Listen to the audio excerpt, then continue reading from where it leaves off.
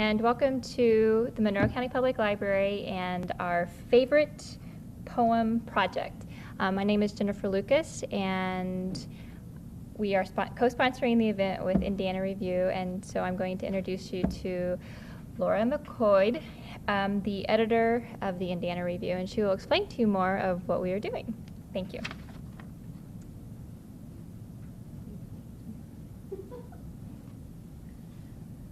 Hi, my name is Laura McCoy. I am the editor of Indiana Review, which is published under the auspices of the English department here at Indiana.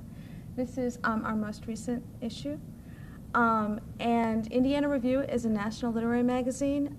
We generally publish poems, or poems that we have published and stories that we have published are reprinted in the Best American Short Stories or the Best American Poetry. And we're open to the public, so please come read and come visit, check out our poems and our stories and help us select them. There are subscription forms over here on the table. We're also having a Borders discount days this weekend, and if you'd like to talk about that, please feel free to come up and talk with me or Lauren Hartley, the business manager, after. Thank you. Holly Gregory is actually going to give the specifics about this evening, and she is with the Educational Service. She is the Educational Services Coordinator with WTIAU. Thank you.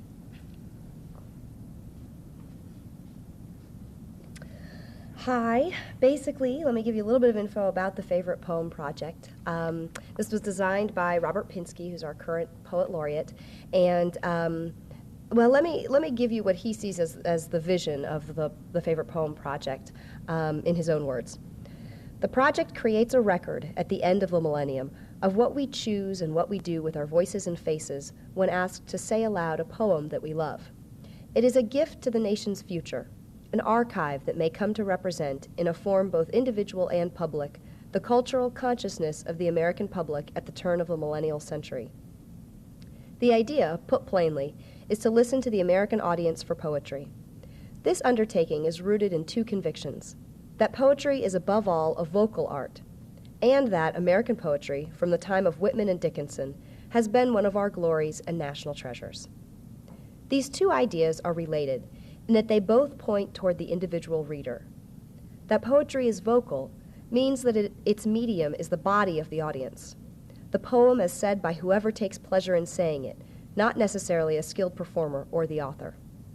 That American poetry has been one of our great national attainments raises the question of what role we give to poems in our individual lives.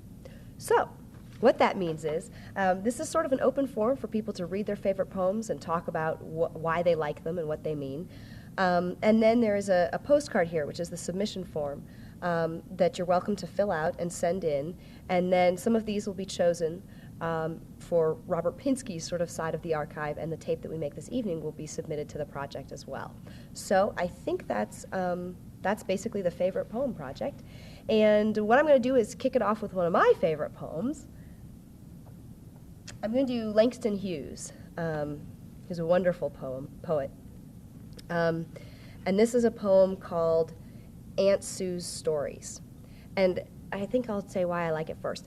The reason that I like this poem a lot is because it reminds me of my own family. Langston Hughes comes from a very different background than I do, but the essence of telling stories in a family setting and knowing that they're real stories is important, and that they're stories. My grandmother's a Polish immigrant, and hearing those stories and knowing that those are true stories of a Polish immigrant is important to my family and how I grew up. So I think that's why this one speaks to me, I guess. Aunt Sue's Stories. Aunt Sue has a head full of stories. Aunt Sue has a whole heart full of stories. Summer nights on the front porch, Aunt Sue cuddles a brown-faced child to her bosom and tells him stories. Black slaves working in the hot sun, and black slaves walking in the dewy night, and black slaves singing sorrow songs on the banks of a mighty river mingle themselves softly in the flow of old Aunt Sue's voice. Mingle themselves softly in the dark shadows that cross and recross Aunt Sue's stories. And the dark-faced child listening knows that Aunt Sue's stories are real stories. He knows that Aunt Sue never got her stories out of any book at all, but that they came right out of her own life. The dark-faced child is quiet of a summer night, listening to Aunt Sue's stories. Okay, so now I'll turn it over to someone else who would like to read. Jennifer, you want to go first? Oh, sure. Why not?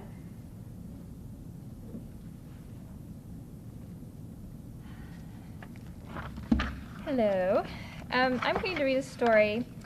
It's called The Face Upon the Floor by, what's his name? H. Antoine Darcy. And this brings back wonderful memories as a child. My older brother, actually, when he was younger, he was bigger than all the other kids. And so my dad, he would always make jokes about being Casey at the Bat and Mudville and all that. And so poems that tell a story. And The Face Upon the Floor tells a story, and it kind of hits you where it hits my heart. Every time I read it or think about it, I just get teary-eyed because it's about love lost and falling in love. And so I'm going to read it for you. Hopefully I can do it somewhat justice, some justice. As far as there are two words that I thought I'd share with you, I had to look up just to make sure that I was pronouncing them right because I have really bad time with phonics. I'm not a good phonics person. So the first word is bandinage, and I lost the meaning to that. Just wait. Okay.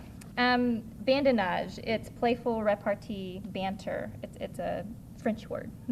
Okay, and then the other one is sou, which is just, it stands money, French for money, some kind of 5-piece worth 5 cents or something like that. So now that you know those two words, the poem will make so much more sense to you. I know that, for the last, whenever I would read this, I would always come to those words and stumble. So here we go.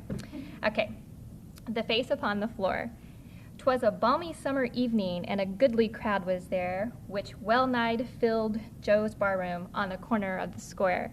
And as songs and witty stories came through the open door, a vagabond crept slowly and posed upon the floor. "Where did it come from?" someone said. "The wind has blown it in." "What does it want?" another cried. "Some whiskey, rum, or gin?" "Here, Toby, seek him, if your stomach's equal to the work. I wouldn't touch him with a fork, he's as filthy as a Turk." This bandinage the poor wretch took with stoical good grace. In fact, he smiled as though he thought he'd struck the proper place. "Come, boys, I know there's kindly hearts among so good a crowd. To be in such good company would make a deacon proud. Give me a drink, that's what I want. I'm out of funds, you know. When I had cash to treat the gang, this hand was never slow." "What, you laugh as though you thought this pocket never held a sou? I once was fixed as well, my boys, as any one of you. There, oh, thanks, that braced me nicely. God bless you one and all. Next time I pass this good saloon, I'll make another call. Give you a song? No, I can't do that. My singing days are past. My voice is cracked, my throat's worn out, and my lungs are going fast. Say, give me another whiskey, and I'll tell you what I'll do. I'll tell you a funny story, and a fact, I promise, too. That I was ever a decent man, not one of you would think. But I was some 4 or 5 years back. Say, give me another drink. Fill her up, Joe. I want to put some life into my frame. Such little drinks to a bum like me are miserably tame. 5 fingers, there, that's the scheme, and corking whiskey, too. Well, here's luck, boys, and landlord, my best regards to you. Well, you've treated me pretty kindly, and I'd like to tell you how I came to be the dirty sot you see before you now. As I told you, once I was a man, with muscle, frame, and health, and, but for a blunder, ought to have made considerable wealth. I was a painter, not one that daubed on bricks and wood, but an artist, and for my age, was rated pretty good. I worked hard at my canvas, and was bidding fair to rise, for gradually I saw the star of fame before my eyes. I made a picture, but perhaps you've seen. It's called Chase of Fame. It brought me 1,500 pounds and added to my name. And then I met a woman, now comes the funny part, with eyes that petrified my brain and sunk into my heart. Why don't you laugh? 'Tis funny that a vagabond, you see, could ever love a woman and expect her love for me. But 'twas so, and for a month or two her smiles were freely given, and when her loving lips touched mine, it carried me to heaven. Did you ever see a woman for whom your soul you'd give? with a form like Milo Venus, too beautiful to live, with eyes that would beat the Kohinoor and a wealth of chestnut hair? If so, 'twas she, for there never was another half so fair. I was working on a portrait one afternoon in May of a fair-haired boy, a friend of mine, who lived across the way. And Madeline admired it, and much to my surprise, said that she would like to know the man who had such dreamy eyes. It didn't take long to know him, and before the month had flown, my friend had stolen my darling, and I was left alone. And ere a year of misery had passed above my head, the jewel I had treasured so had tarnished and was dead. That's why I took to drink, boys. Why, you know, I never saw you smile. I thought you'd be amused and laughing all the while. Why, what's the matter, friend? There's a teardrop in your eye. Come, laugh like me, 'tis only babes and women that should cry. Say, boys, if you give me just another whiskey, I'll be glad, and I'll draw you right here a picture of the face that drove me mad. Give me that piece of chalk with which you mark the baseball score. You shall see the lovely Madeline upon the barroom floor. Another drink, and with chalk in hand, the vagabond began to sketch a face that well might buy the soul of any man. Then, as he placed another lock upon the shapely head, with a fearful shriek, he leaped and fell across the picture, dead. So that's my poem. And so Holly will. Okay, well, should I put our guest on the spot? You sure you don't want to read? Yeah. Okay, well then, Laura, I think it's going to be up to you. Thank you. Yeah.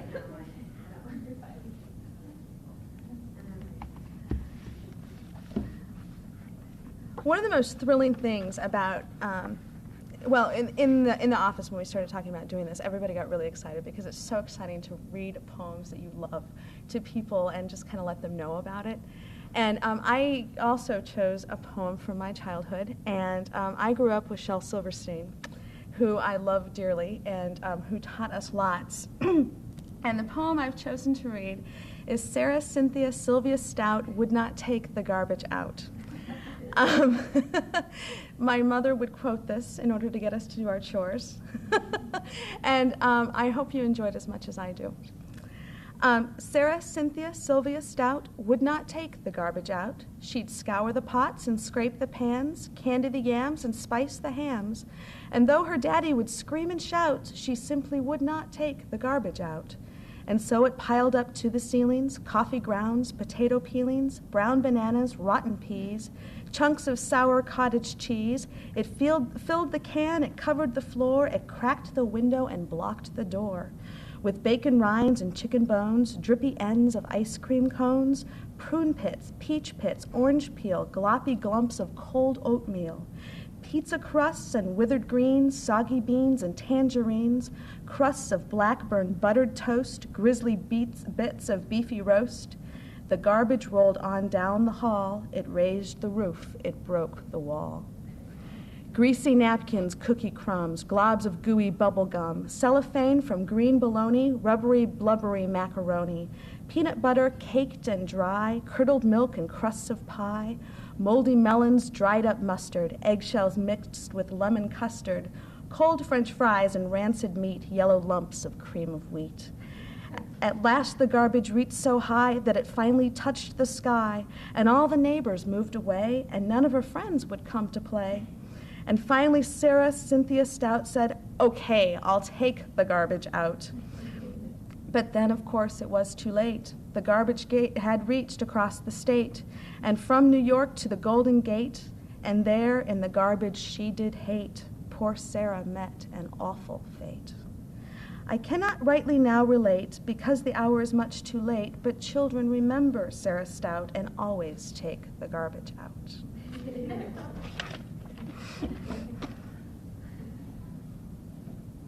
I'm a big fan of Shel Silverstein as well. That's one of my favorites. There's also Hungry Mungry, who eats the world. He's my other favorite. Lauren, do you want to go ahead and do yours? No, I'm going to get another night. Okay, all righty. Well, you sure you don't want to read? Okay. All right. If I've got the captive audience, then I'll read one other really short one, and then we'll call it a night, I guess.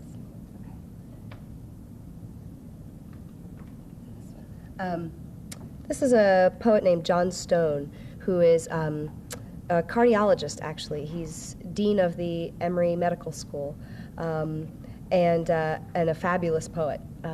Really interesting man. He wanders through his rounds in the hospital, and not only does he have on his lab coat with stethoscope and all that kind of stuff, but he sticks 3x5 cards in his pocket because he says, you never know when inspiration will hit you, so he'll reach one out. So he'll, be with some patient, and he'll say, just a second, please. And he'll reach down and scrawl a line and stick it back in his pocket. But really interesting man, and this is from his collection called The Smell of Matches.